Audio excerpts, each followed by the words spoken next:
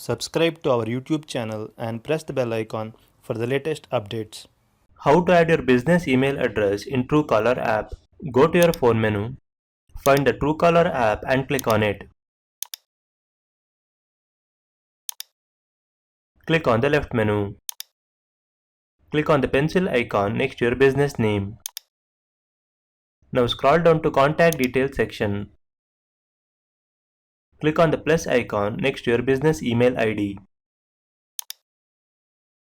Enter your business email address. Click Save to apply the changes.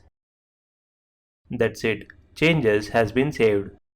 This is how you can add your business email address in Truecaller app. Thank you for watching.